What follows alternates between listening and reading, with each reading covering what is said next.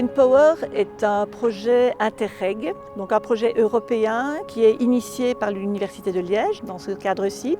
L'objet est de rendre de l'autonomie aux populations dans des quartiers qui sont défavorisés ou en tout cas précarisés.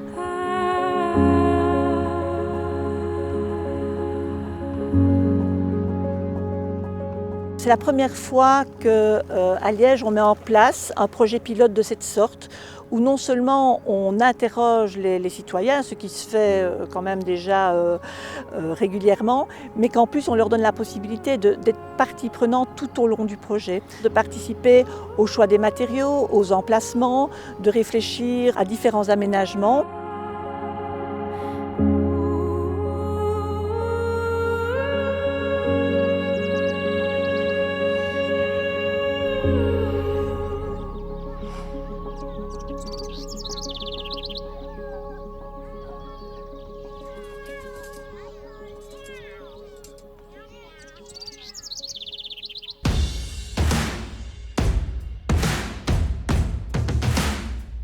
Nous sommes le 15 septembre 2020. Après un an de préparation et 6 mois de retard dû à l'apparition du Covid dans nos vies, la réunion de lancement du projet Npower Droax en présence des habitants du quartier peut avoir lieu. Objectif, déterminer les attentes et les envies des citoyens pour aménager le parc de l'étang. Le collectif 11h22 est chargé d'animer ce premier exercice d'intelligence collective. 11h22 qui agira tout au long du projet comme un tiers de confiance entre les citoyens et la ville de Liège. On va d'abord rêver. Et c'est dans ces rêves qu'on va peut-être trouver des ingrédients de la solution qu'on mettra en œuvre.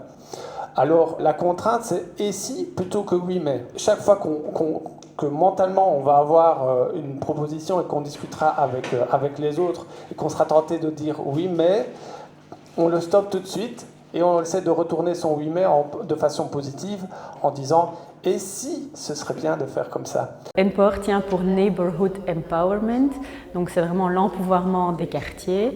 Il y a 7 villes qui sont impliquées dans le projet, tous donc autour de la région Meuse-Rhin. Et donc c'est vraiment de créer des synergies entre ces partenariats pour échanger les bonnes pratiques de chacun, les innovations de chacun et pour pouvoir nourrir les projets pilotes de chacun.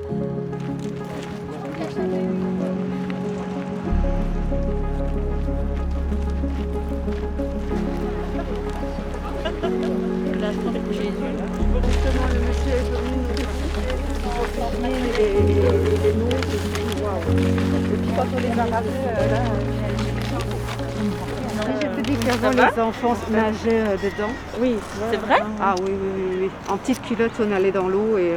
Ah oui. Le collectif de l'étang a travaillé à mobiliser les personnes et les habitants, les mobiliser afin qu'elles rejoignent les espaces de réflexion et d'intelligence collective qui ont été organisés pour les interroger sur différents sujets, les dynamiques qu'elles voudraient voir modifiées, améliorées, les aménagements qu'elles voudraient voir réalisés, en particulier dans ce parc. À ce stade-ci, ce que je vais vous demander comme exercice maintenant, c'est de repartir de tous ces constats, de toutes ces ressources et d'imaginer les choses les plus folles. Dites-vous qu'on a des budgets illimité. Du parc, on a une très belle vue sur le mur ici de la salle de fête, qui est un mur nu. Et on pourrait très bien y faire une belle fresque. Oui. Mur à fresque, je mets. L'éclairage. Un problème d'éclairage. Qu'est-ce qu'on pourrait faire alors? Je ne sais pas, moi, surveiller plus régulièrement. Donc créer des espaces à thème avec des ambiances différentes. Moi, je trouve qu'on pourrait éclairer l'église. Et on pourrait mettre de la lumière dans l'eau aussi, dans l'eau de l'étang, ouais. Voire même avec leur tente ou je ne sais pas quoi, qu'ils puissent dormir dans le parc pour écouter les bruits de ce qu'il y a. Allez, soyons fous, une petite cabane pour aller y dormir. Une cabane dans l'étang? Oui. Juste là dans le Soul. On a un chouette parc qu'il faut un petit peu emménager certaines choses, refaire l'étang, mettre des bancs, faire des petits genres de terrain de pétanque pour les enfants, un peu espace plus confort.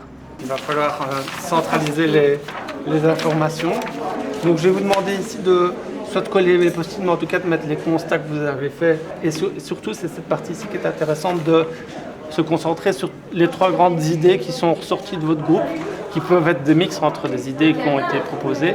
Le potager, pour pouvoir partager une soupe bio. Par contre, des arbres remarquables qui mériteraient d'être soulignés, parce que pour pouvoir respecter quelque chose, il faut pouvoir le connaître. Le jet d'eau à la hauteur des anciennes tours. Une zone avec des expos à ciel ouvert qui changent régulièrement. Un éclairage autour de l'étang pour permettre de vraiment le mettre en valeur. La mare, pour pouvoir transformer ça en un lieu où on peut s'y baigner en tout cas. Peu importe ce qu'on fait, mais le fait de justement sortir de cet isolement où chacun chez soi et pouvoir rencontrer l'autre dans sa diversité, dans sa différence, mais dans sa richesse surtout, quoi.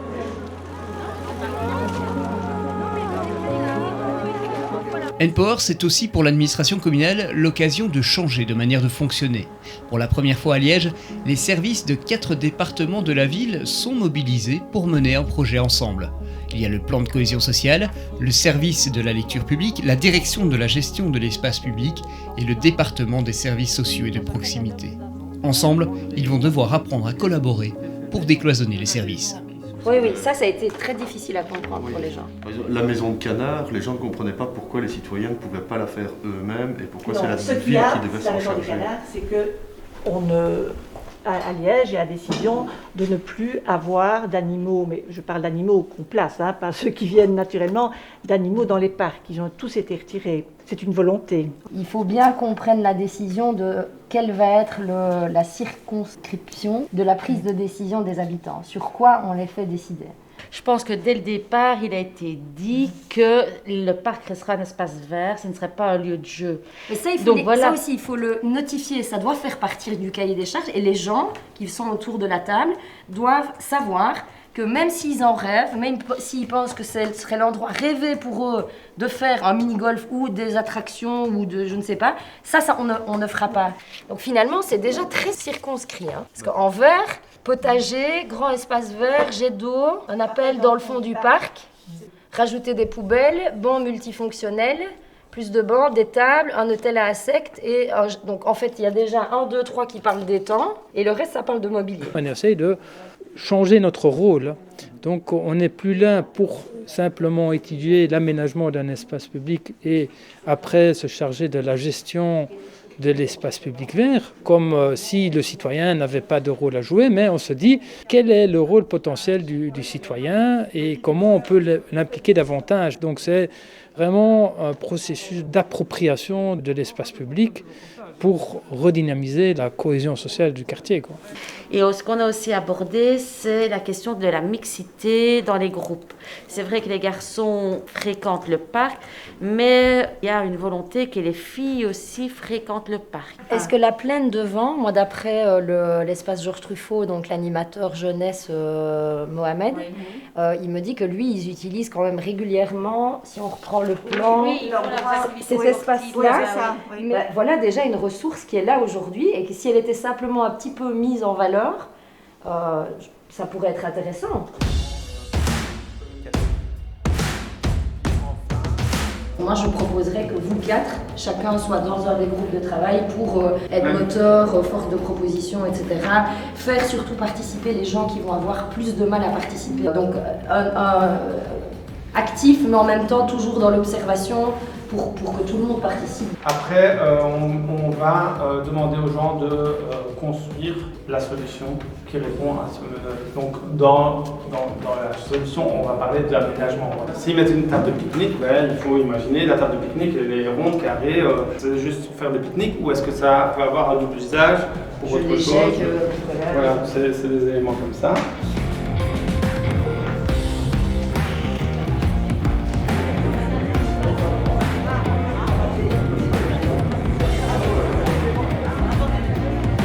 Aujourd'hui, on est dans une phase qu'on appelle la co-construction. Et l'objectif de cette co-construction, c'est de réfléchir à ce parc qui a quand même été un peu abîmé, maltraité, parfois un peu abandonné. C'est d'essayer de lui redonner de la vie. Et alors après, l'objectif, c'est un objectif de co-gestion. Donc l'idée, c'est que si on se met à plusieurs à le gérer, peut-être qu'on pourra arriver vraiment à autre chose, à un autre résultat que ce qu'on connaît aujourd'hui. Donc on va essayer aujourd'hui que vous participiez un maximum à la construction du parc. Il y a déjà eu un filtre qui a été fait par l'architecte qui s'occupe du parc. Et donc elle a fait un tri entre ce qui est écrit en vert, qui est tout à fait possible. En orange, c'est possible, mais il faut trouver peut-être des alternatives pour le financer. Et enfin en rouge, on avait parlé de faire un camping, un mini-golf. C'est pas possible de faire un mini-golf ni un camping dans le parc. Je regarde s'ils n'ont pas mis un barbecue, parce que les jeunes me l'ont demandé, un barbecue en pierre. C'est très intéressant parce qu'on nous demande notre avis. Donc on n'agit pas comme ça sans rien nous demander. On le fait en nous demandant et je trouve ça vraiment super. Parce que d'habitude, tout se fait, on est devant le fait accompli. On n'a pas le temps de dire oui, on aime bien, non, on n'aime pas. On est devant le fait accompli, tandis qu'ici, on nous demande avant d'agir. Mon rôle de technicienne dans ce cadre-là, je trouve, était important pour pouvoir recadrer un peu les choses et dire oui, ça c'est pas possible. Ça, c'est possible selon le budget, ça, non, vous rêvez complètement. Et aussi inscrire ça dans le contexte du quartier. Ici, il y a parfois des gens qui souhaitaient qu'on réalise une plaine de jeux dans le parc, alors qu'il y a une plaine de jeux qui est déjà existante ici derrière. Imaginez un utilisateur hypothétique du parc. Et alors, peut-être dire pourquoi est-ce qu'il passe dans le parc, ce qu'il aime à venir dans le parc et ce qui l'ennuie vraiment. Quand on vient du pont, en fait, on voit même pas qu'il y a un parc parce qu'il y a tous les buissons là. Qu'est-ce que je vais trouver derrière le bâtiment quand j'arrive ? Je pense que ça, c'est quelque chose qui doit être un peu angoissant en tant que femme quand on arrive. Et est-ce qu'elle serait à l'aise de laisser son enfant de 8 ans aller jouer dans le parc sans surveillance, par exemple ? Ils ressentent l'ennui peut-être. L'ennui aussi. Ouais. Parfois, un peu l'abandon, ils se sentent abandonnés aussi. On a peur quand ils sont seuls, quand ils sont en groupe. Il n'y a plus personne qui a peur. Et dans ce qui est du coup plus positif qu'elle verrait, moi je dirais par exemple la biodiversité des arbres. Les plantes, on rencontre les anciens de différentes communautés installées au bord. Ouais. Et on peut faire des échanges multiculturels. Franchement, c'est un projet magnifique parce que là, il y a eu une certaine perte de confiance qu'il y a eu entre nous et on va dire certains mouvements social ou politique ou autre. Et là, ça fait plaisir de voir qu'on nous concerte, les habitants ou autres, pour redynamiser. Et donc, on prend notre parole en compte et ça fait plaisir. Et c'est quand même une force dans le quartier de voir cette mixture aussi, parce que les ados s'entendent bien entre eux. Oui, il n'y a pas il n'y a pas de problème de c'est fou, ça c'est intéressant. Et ça, c'est important. Ça, Nous, c'est Jocelyne. Jocelyne, elle a 50 ans et elle vient tous les matins en allant conduire sa fille à l'école ou en la reprenant, promener son chien dans le parc de Droix. Lui, ce qu'il a envie de faire, c'est d'aller se balader dans le parc pour se sentir un petit peu libre, autonome, pas surveillé. Ici, il y a une première zone qui serait une zone plus conviviale, de rencontres, de pique-nique possible avec du mobilier spécialisé où des enfants pourraient peut-être jouer aussi. Là, elle est super contente parce qu'on vient d'aménager le parc et les buissons ont été taillés et donc il y a un champ de vision beaucoup plus large.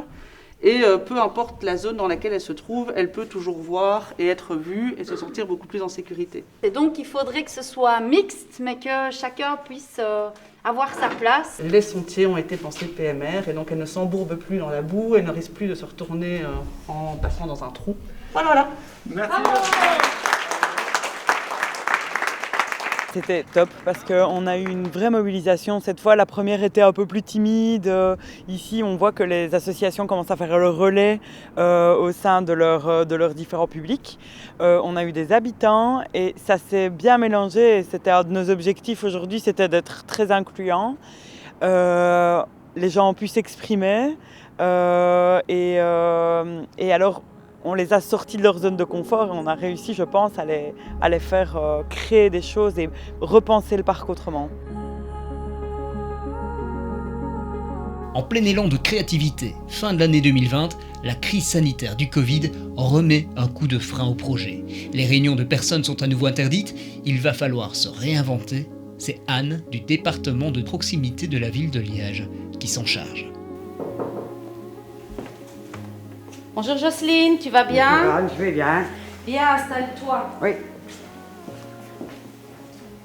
Tu peux t'installer ici. De toute façon, on respecte bien la distanciation sociale. Tu t'es bien désinfecté les mains à l'entrée? Oui. Super, tu es en ordre alors. Ici, pour essayer de faciliter un petit peu le travail, parce que c'est vrai qu'on ne sait pas aller sur place, on ne sait pas se réunir en groupe à cause de cette crise sanitaire. On a fait une maquette en fait du parc qui permettra de mieux s'orienter, de mieux se représenter ce qu'on propose de faire. Alors c'est un processus qui est tout à fait démocratique, c'est la majorité qui l'emportera. Le citoyen a besoin d'avoir tous les éléments pour pouvoir comprendre. Donc, c'est-à-dire qu'il y a un budget qui est limité, qu'il y a des contraintes urbanistiques, qu'il y a des contraintes qui sont liées à la ville aussi, telles que le parc restera un espace vert et ne sera pas un espace de jeu. Et donc, il était vraiment pour moi important que le citoyen soit au courant de tout ça pour ne pas avoir aussi des déceptions par la suite en disant oui, on a fait des propositions qui n'ont pas et on n'en a pas tenu compte. Et alors, le retour que j'ai eu des citoyens, c'est qu'ils étaient contents et ils étaient même fiers d'être un petit peu, ils pensaient être dans le secret de l'administration parce qu'on leur faisait, pour eux, on leur faisait des confidences, quoi. Il y a 200 000 €, on sait faire ceci, on ne sait pas faire cela, etc. Où est-il nécessaire d'avoir des bancs? Alors, on a fait des bancs en miniature. Est-ce que tu pourrais les placer sur la maquette, s'il te plaît? Oui, donc moi je mettrais déjà ici. Voilà, on a donné notre avis parce qu'on voulait avoir des choses. Bon, il y en a certaines qu'on ne pourra pas avoir, bon, c'est dommage. Mais on aura déjà les bancs, on aura des tables. Donc c'est déjà génial. Et on va pouvoir tous se retrouver de temps en temps au parc. Tu préfères plutôt avoir un parterre coloré ou un parterre odorant? Moi, ce serait plutôt un parterre coloré. Parce que ce serait plus beau pour nous en tant que citoyens. D'accord.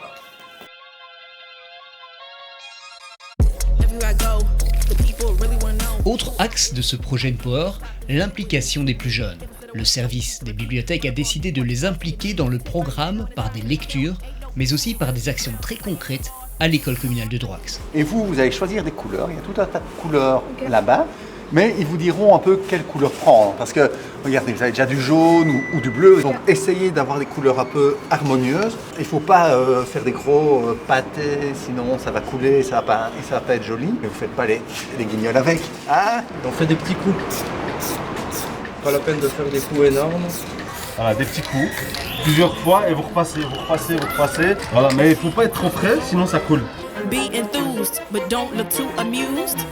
This is her queendom, please respect her role. On est en train de taguer des solides isométriques, des triangles et des rectangles. Des grands, des petits, des moyens. On a fait ça parce qu'on veut que la course se décore pour que ça soit comme plus beau, coloré. Et coloré.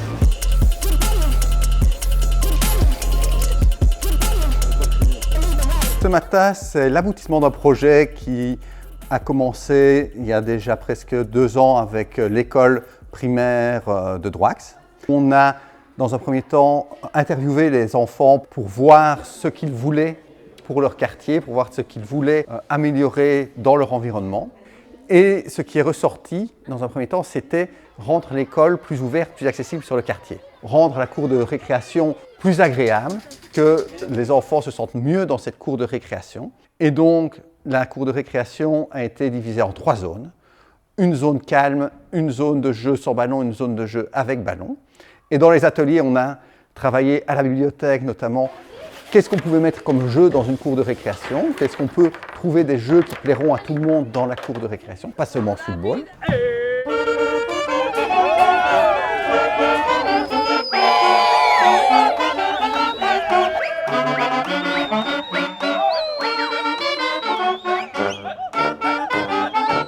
Juin 2021, Empower reprend vie.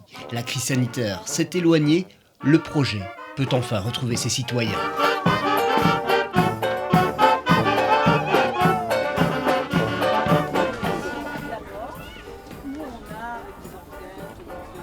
Et puis il va être installé ici près de l'église et va être construit par les citoyens, avec les citoyens. Un panneau où vont se trouver toutes les activités qui vont être réalisées dans le parc. Ça va être comme un agenda.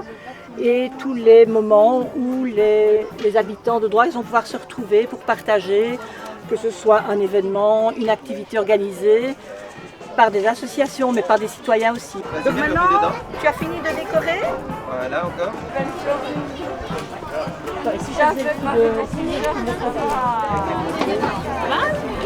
Celui-là, Il a mis du temps celui-là à mon avis pour le fabriquer. Hein.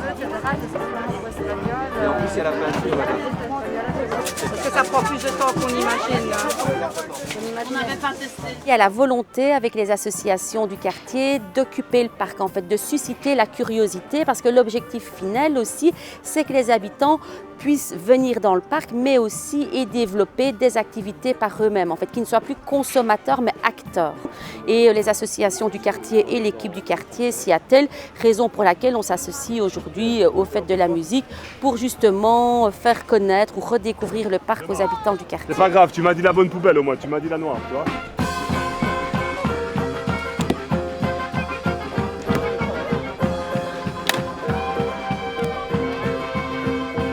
Pour le premier atelier, qui est quand même un peu informel, j'avais eu l'idée de faire démarrer à partir de différentes photos de Droix à travers le temps.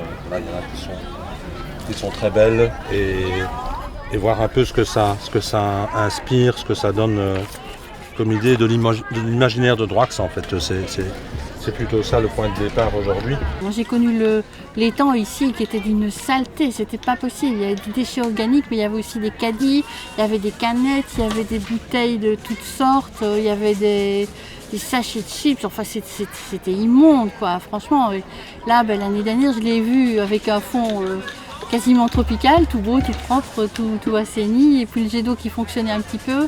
On se dit qu'il va fonctionner bientôt, ben voilà, ça va lui rendre son lustre d'antan et ça va vraiment être très très bien quoi. Voilà, ça va redonner une autre image du quartier et d'autant plus tout le monde sera fier d'y habiter.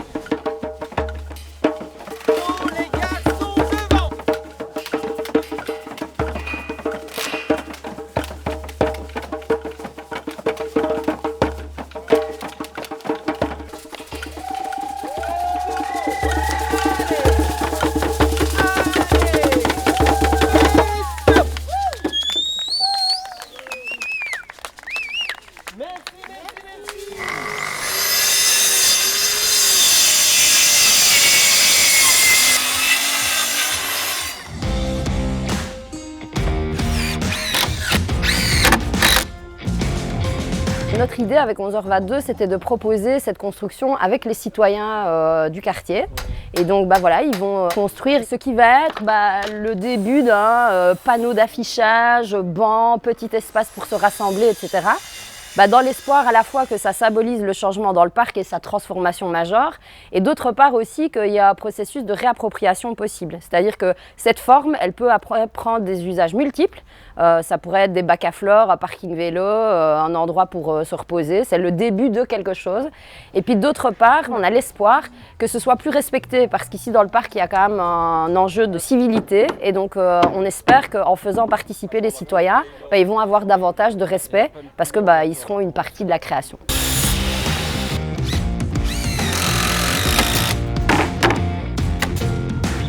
On essaie d'aider le plus possible, on est là pour ça.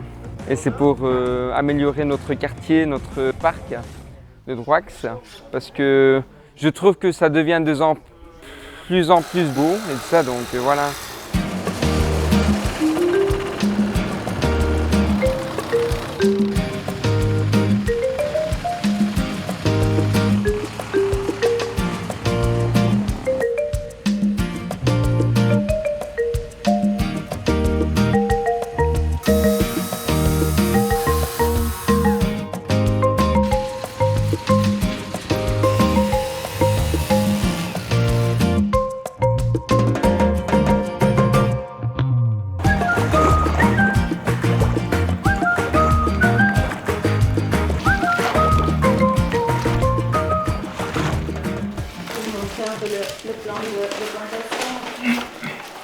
Ça fait déjà du bien, je trouve qu'on respire beaucoup mieux dans le parc, c'est beaucoup plus clair. Ils ont déjà dégagé la grande zone en dolomie ici aussi. Enfin, c'est bien, on voit vers où on va. Et on a repéré toutes les essences de plantations existantes. Et les bêtes, ce sera le jardin des centaures et des couleurs finalement. C'est vraiment, voilà, j'ai réussi un petit document. On voit les différentes essences, c'est plutôt pour le parc. Donc on a des salix, des hydrangeas qui fleurissent à différents moments. Beaucoup de géraniums, qui sont vraiment des choses assez tapissantes qui fleurissent. Donc ça restera très coloré quand même, un maximum de... C'est ça, ouais. On voulait profiter du moment d'évaluation pour vous réunir tous parce que vous avez une expérience en termes de gestion et d'animation d'espaces publics verts et communautaires. Et on voulait échanger avec vous sur les bonnes pratiques et le cadre à construire dans le futur pour la co-gestion de ces espaces avec les citoyens et les forces vives du quartier. Ici, quand on a essayé d'avoir des gens pour faire, mais pour le bien commun, enfin, je pense que pour eux, c'est encore compliqué. C'est clair, mais nous, c'est pour ça qu'on a fait un potager. Au départ, c'était pas un potager, c'était juste un jardin. Et les gens auraient dû s'engager à venir tondre, à venir... Et ça, on a eu peur. On s'est dit, est-ce qu'ils vont le faire? Parce que personne ne va se responsabiliser. Et il y a vraiment un usage collectif qui fait que on n'a pas spécialement, nécessairement, on se dit peut-être, tant pis, je le ferai la semaine prochaine. Tandis qu'un potager avec les légumes et tout ça, c'est vraiment différent. On a pu monter un dispositif ce matin qui permette en quelque sorte de construire un modèle idéal du suivi participatif et de la cogestion avec les habitants et les citoyens. Donc ça va nous servir à élaborer des conventions, des chartes et de définir un modèle de participation avec les associations et les citoyens pour d'autres projets. Et donc on va vous demander ici d'imaginer avec des grands post-it quel serait le processus, la méthode idéale, et donc de définir différentes étapes, et on va dire qu'on a l'inauguration du parc avec qui est co-géré. Qui est co-géré. La consultation active avec résultat. Budget projet.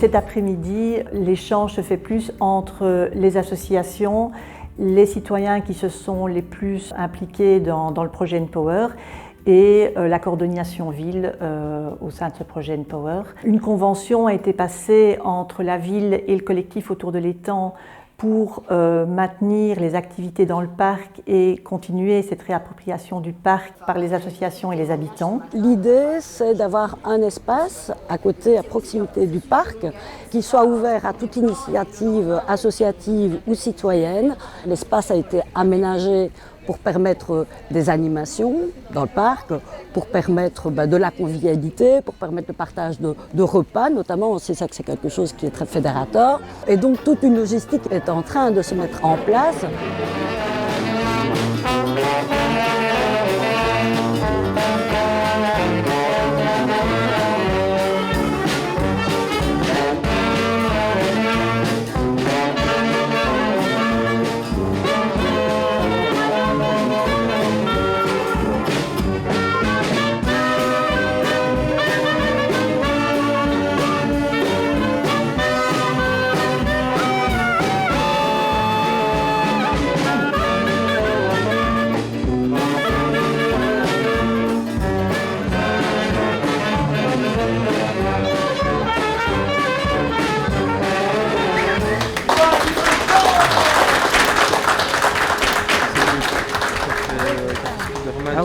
Sinon j'ai quasiment fait tout le reste. Cette inauguration en fanfare, ce n'est pas un aboutissement. Près de 3 ans après le lancement du projet Npower Droax, c'est une nouvelle étape qui commence. À présent, aux citoyens de se saisir de cet outil, de le faire vivre comme ils l'entendent. La participation citoyenne doit s'inscrire dans la durée et pour que le projet aboutisse pleinement, la ville de Liège devra continuer avec ses partenaires à développer l'implication des citoyens dans la cogestion des actions mises en place. Mais sans présager de l'avenir, Npower Droax est déjà très riche en enseignement. Il a d'abord permis de démontrer que la coopération entre les services de plusieurs départements de la ville permet de construire des projets plus intégrés au service des citoyens. Il a aussi montré que la collaboration avec un tiers de confiance externe est indispensable, notamment pour faciliter la participation citoyenne. Enfin, Npower a permis aussi l'échange avec d'autres villes et d'autres projets inspirants. Dans le carnet des gestionnaires du projet liégeois, des idées pour aller plus loin. Ne faudrait-il pas à l'avenir tester d'autres dispositifs comme le budget citoyen ou le panel citoyen afin de renforcer les dynamiques de co-création et de co-gestion? Les expériences partagées avec les villes de Gand, Leuven et Genk montrent en tout cas ce chemin.